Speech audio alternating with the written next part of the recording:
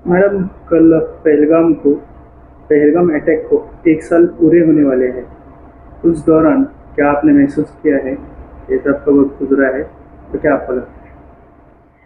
22 अप्रैल 2025 को ट्यूसडे के दिन हम 5 लोग जम्मू कश्मीर पहुँचे थे। उसमें पहलगाम जो अनंतनाग डिस्ट्रिक्ट में आता है, वहाँ पे बैसरन वैली में हम घूम रहे थे। 1 घंटे ही हुए थे हम वहाँ पे पहुँचे, हम फ़ोटोज़ खींच रहे थे, एन्जॉय कर रहे थे कि अचानक से गोलियों की आवाज़ चलने लगी और 1 घंटे के अंदर हमारी पूरी लाइफ़ चेंज हो गई।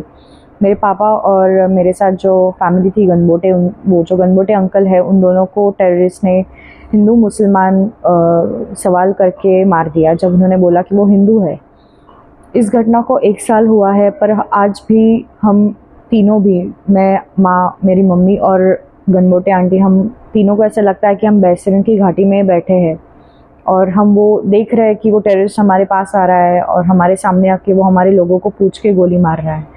ये इंसिडेंट के साथ हम रोज़ जी रहे हैं। हम रोज़ दिन भर आँखें खुली हो या बंद यही देखते हैं कि किस तरह से हमारी ज़िंदगी उन टेररिस्ट ने आके ख़राब कर दी।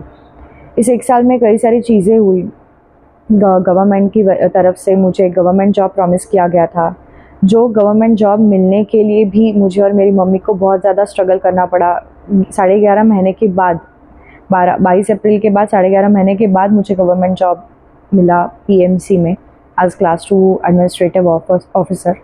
बट वो 11 महीने, वो 1 साल पूरा हमारे लिए बहुत ज़्यादा स्ट्रेसफुल था। हम लोगों ने बहुत कुछ सहा है इस 1 साल के टाइम में। बहुत ज़्यादा अप्स एंड डाउन्स देखे हैं, फाइनेंशियली हो या इमोशनली हो। मम्मी की हेल्थ भी बहुत ज़्यादा ख़राब रही है पूरे 1 साल में। हमारा ट्रीटमेंट चालू था, हम लोगों ने काउंसलिंग भी करवाया है अपना, क्योंकि वो इंसिडेंट बहुत ज़्यादा मैं कहूँगी कि एक टेरर था उस इंसिडेंट में। और वो जो डर हमारे दिल में उस वक्त था, उसके वजह से हम लोगों ने बहुत ज़्यादा हमें बहुत ज़्यादा इमोशनल ब्रेकडाउन हमारा हुआ है। अभी 11:30, अभी की सिचुएशन आपकी क्या है? क्योंकि घर में एक, जब आपके डैडी, वो उनका वहाँ पर वहाँ हादसा हुआ, आपके डैडी के दोस्त का हुआ। Like now, what is the situation you are suffering? Um, हम तीनों की फैमिली थी, मैं, मेरे मम्मी पापा, और पापा नहीं है अभी, हम दोनों ही बचे हैं। एक्चुअली पापा 1 सेकंड में हमें छोड़ के चले गए, बट हम हर रोज़ मरते हैं दोनों भी। घर में बहुत ज़्यादा शांति हो गई हमारे, जो जैसे पहले हमारा घर बहुत हंसता खेलता था। घर में बहुत मज़ा करते थे हम लोग, गाना गाना, ट्रिप्स पे जाना, एक साथ खाना खाना और सब चीज़ें एक दूसरे से शेयर करना, कोई भी प्रॉब्लम्स हो उसमें एक साथ खड़ा रहना। मेरे पापा तो मेरे लिए एक, मैं कहूँगी कि गाइडिंग स्टार थे, और अब वो मेरे सर के ऊपर उनका हाथ नहीं है, तो ये चीज़ बहुत तकलीफ़ देता है। हम दोनों, मेरे और मेरी मम्मी का ऐसा हुआ है कि हम जब इमोशनल होते हैं तब हम एक दूसरे को देखते भी नहीं हैं, क्योंकि हमें पता है कि हमारा दुख सेम है। और अगर हम बोलना स्टार्ट कर देते हैं तो हम बोलते नहीं, बस रोते रहते हैं। इसलिए बहुत ज़्यादा मैं कहूँगी कि हमारा नुकसान हो गया है इस ट्रिप की वजह से, जिसको जहाँ पे हम अच्छी मेमोरीज़ कलेक्ट करने के लिए गए थे, वो हमारे लाइफ का सबसे गंदा एक इवेंट, एक पेज हमारी लाइफ का लिख दिया भगवान ने। मैं कहूँगी कि मुझे याद नहीं है कि पिछले 1 साल में हम लोगों ने रात में पूरे 8 घंटे एक भी दिन हम सोए होंगे। अ, अगर मैं जाग जाती हूँ तो मैं देखती हूँ कि मेरी मम्मी जग रही होती है, या फिर मम्मी जाग जाती है तो वो देखती है कि मैं जग रही हूँ। तो ऐसा हमारा हो गया है कि हम नींद में भी, अगर हमें नींद भी आती है तो हमें सपने भी वही आते हैं कि टेररिस्ट आके सबको मार देंगे और गोली मार देंगे।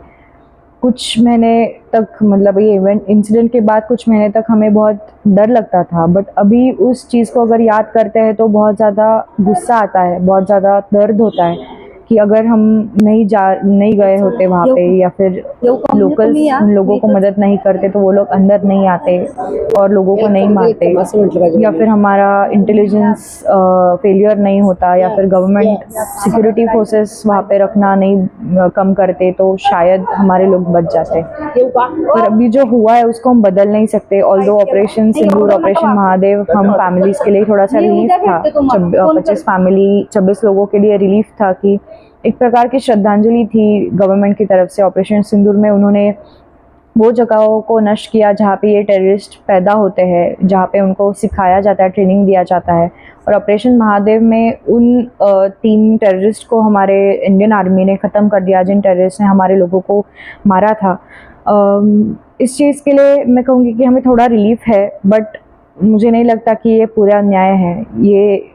ये जो हम लोग भुगत रहे हैं, हम 25 फैमिलीज जो भुगत रहे हैं, वो किसी और के साथ ना हो, यही हमारी हर रोज़ प्रार्थना रहती है भगवान से। और मैं गवर्नमेंट से एक रिक्वेस्ट करना चाहूँगी कि जो लोग, जैसे कि हमारे जो जवान है जो इंडियन फ़ौज में काम करते हैं, जो फ़ौजी है, उनके परिवारों के साथ, जैसे हमें 11.5 महीने 1 साल बहुत ज़्यादा स्ट्रगल करने के बाद जो प्रॉमिस्ड चीज़ें थी वो मिली, तो मैं चाहूँगी कि ऐसा स्ट्रगल वो फ़ौजी की फैमिलियों को ना करना पड़े।